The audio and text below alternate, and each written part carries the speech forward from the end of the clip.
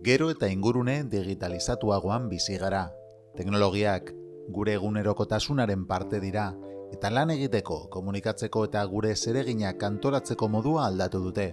Egia da, tresna digitalak erabiltzeak abantaila ugari dakarrela. Komunikazioa arrasten du, antolaketa hobetzen du, malgutasun handiagoa ahalbidetzen du eta lan prozesu asko arintzen ditu. Hala ere, erabilera desegokiak edo gehiegizkoak ondorio kaltegarriak ere eragin ditzake langileen osasunean eta ongizatean.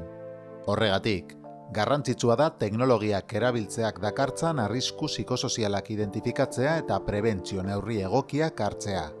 Arrisku nagusietako bat gainkarga digitala da.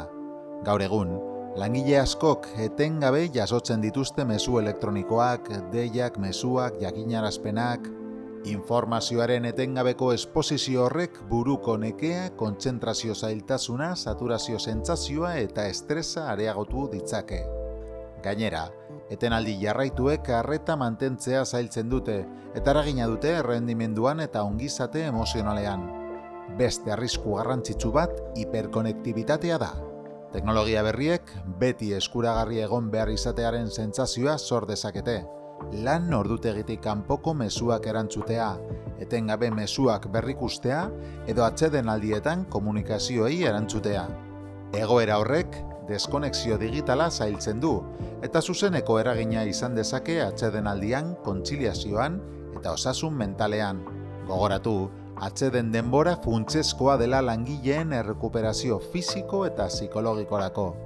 Bestalde, digitalizazioak lan erritmo handitzea ere eragin dezake. Komunikazioen berehalakotasunak eta azkar erantzuteko presioak, kasu askotan, etengabeko larrialdi sentsazioa, etengabeko multijarduera eta lan denbora behar bezala kudeatzeko zailtasunak sortzen dituzte.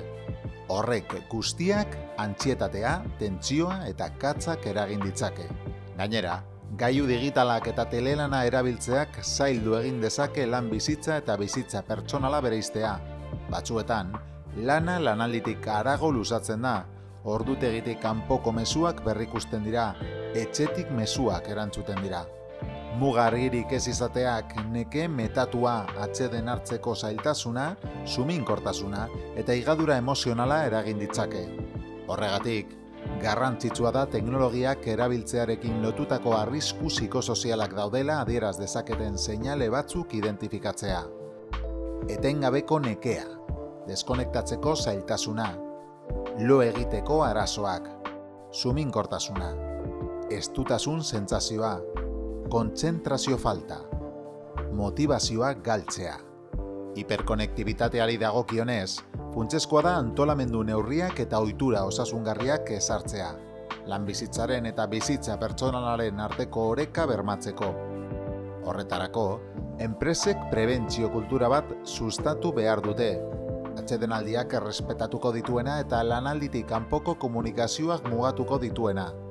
Prebentzio neurri nagusien artean, hauek nabarmentzen dira. Deskonexio digitaleko protokolo argiak eta plantilla osoak ezagutzen dituenak ezartzea. Ez bidali mezu elektronikorik, mezurik edo deirik lanorduetatik kanpo, behar bezala justifikatutako salbuespeneko egoeretan izan ezik. Erabilgarritasunari eta erantzun denborari buruzko irizpide argiak ezartzea. Lan kargak behar bezala planifikatzea, lanaldia luzatzeko beharra saihesteko. Bilera eraginkorrak sustatzea eta beharrezkoak ez diren komunikazioak mugatzea. Erdi mailako agintariak eta arduradunak sentsibilizatzea eta prestatzea hiperkonektibitateak osasun mentalean duen eraginaren inguruan. Lanaldian etenak eta benetako atsedenaldiak bermatzea. Teknologia digitalen erabilerari lotutako arrisku psikosozialak aldian ebaluatzea. Gainera, langileek teknologiarekin harreman osasungarriagoa izateko ohiturak har ditzakete. Lan ordutegitik kanpoko jakinarazpenak desaktibatu. Atsedenaldietan, ez berrikusi mezu elektronikoak edo laneko mezuak.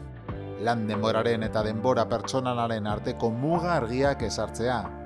Egunean zehar etenaldi digitalak egitea. Atasak lehenestea eta etengabeko multiatasak saihestea. Lanen artean lehentasunak ezarri eta etengabeko multijarduerak saihestea. Atsedenerako ohitura egokiak izatea eta rekuperazio denborak errespetatzea.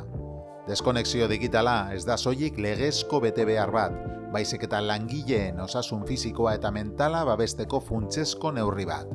Teknologiak lana erraztu eta gure ongizatea hobetuko duen tresna bat izan behar du, ez ondoeza edo estresa sortzeko iturri bat.